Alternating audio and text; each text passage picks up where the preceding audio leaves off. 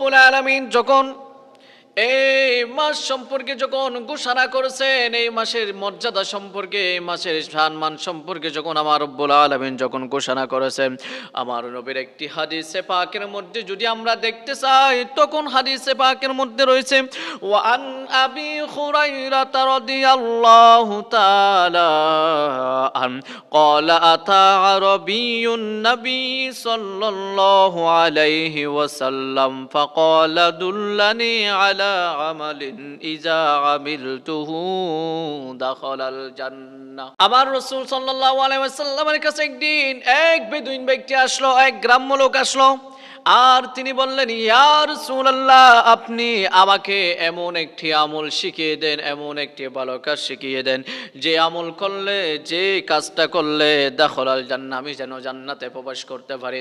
তখন ওই ব্যক্তির কথাটা শুনে, ওই ব্যক্তির কথা শুনে আমার রাসূল সাল্লাল্লাহু আলাইহি ওয়াসাল্লাম বললেন, ক্বালা তা'বুদুল্লাহ, হে ভাই তুমি শুনো, শুনো, হে ব্যক্তি তুমি শুনো, তুমি এক নম্বরের মধ্যে আমার আল্লাহ তাআলার ইবাদত করবে। এবং আমার নবী বললেন দ্বিতীয় নম্বরের মধ্যে ওয়ালা তুশরিকু বিহি শাইআ, তুমি আমার আল্লাহর সাথে, আমার আল্লাহর কথার সাথে, আমার আল্লাহর কর্ম সম্পর্কে, আমার আল্লাহর সিফাতের সম্পর্কে, আমার আল্লাহ পাক রব্বুল আলামিনের কোনো বিষয় নিয়ে, আমার আল্লাহর কোনো কিছুকে নিয়ে তার সাথে আর অন্য কোনো ব্যক্তির সাথে, অন্য কোনো সৃষ্টির সাথে তুমি সম্পর্ক করবে না, স্থাপন করবে না। আমার আল্লাহ তাআলার সাথে কোনো কিছুকে তুমি শরীক করবে না।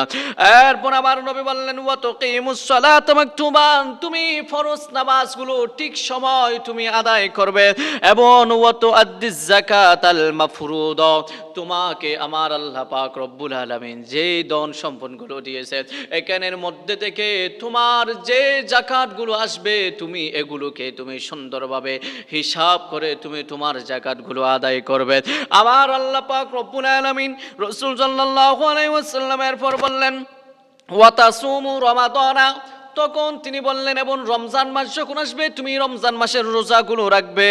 এবং ওয়াল্লাযী নাফসি বিয়াদিহি ওয়ালা আযীদু আলা হাযা শাইআ, ওই ব্যক্তিটা বললেন আমার রাসূলকে, সেই সত্তার শপথ যার কাছে আমার জান, আমার প্রাণ কোরবান রয়েছে, আমার নফস, আমার জান কোরবান যেই সত্তার কাছে রয়েছে, আমি ওই সত্তার শপথ করে বলতেছি ওয়ালা আনকুসু মিনহু ফালাম্মা ওয়াল্লাহ, আমাকে যে কথা আপনি বলেছেন, যে আমলের কথা বলেছেন, আমি শুধুমাত্র এগুলোই করব, এর থেকে আমি বেশিও কিছু করব না, আবার এর থেকে কমও করব না।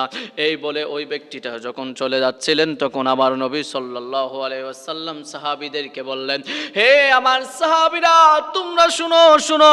ওয়াকালান নবী সাল্লাল্লাহু আলাইহি ওয়াসাল্লাম বললেন, ইরশাদ করে, হে আমার সাহাবীরা তোমরা শুনো, মান সাররাহু আইয়াউযুরা ইলা রাজুলিন মিন আহলিল জান্নাতি ফালইয়াউযুর ইলা হাযা, তোমরা একটু শুনো, শুনো, হে আমার সাহাবীরা, তোমরা যদি কোনো জান্নাতি ব্যক্তিকে, জান্নাতবাসীকে দেখে যদি কেউ যদি খুশি হতে চায়, আনন্দ পেতে চায়, তাহলে তোমরা এই ব্যক্তিটাকে দেখো। জোরে বলেন সুবহানাল্লাহ। তাহলে আমরা বুঝতে পারলাম, এই গ্রাম্য লোকটি এসে বললেন, ইয়া রাসূলুল্লাহ, আমাকে এমন কিছু আমল, এমন কিছু কাজ সম্পর্কে আমাকে আপনি একটু অতিবাহিত করেন, জানান দেন, যেগুলো করলে আমি জান্নাতে প্রবেশ করব। আর আমার নবী তাকে এই মিনিমাম কয়েকটা কাজটাকে আমার নবী ওনাকে বললেন, এবং ওই ব্যক্তি বললেন, আমি এগুলোই করব, এর বাইরেও কিছু করব না, এর ভিতর থেকে আমি কোনো কিছু বাড়াবো না।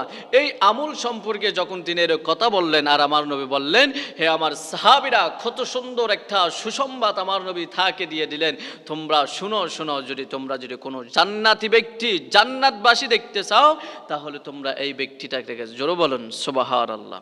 তাহলে আমরাও আমার নবীর এই হাদিসে পাক থেকে এই কয়েকটা আমলগুলো যদি আমরা করি, তাহলে অবশ্যই গ্রাম্য লোকটাকে আমার নবী ছিলেন বিদায় ওনাকে জান্নাতের সার্টিফিকেট দিয়েছে, ঠিক সেভাবে আমরা যদি আমলগুলো করি, তাহলে কিয়ামতের ময়দানের মধ্যে আল্লাহ পাক রব্বুল আলামিন আমরা আশা করতে পারি আমাদেরকে আল্লাহ তাআলা জান্নাতবাসী করবেন। জোরে বলেন সুবহানাল্লাহ।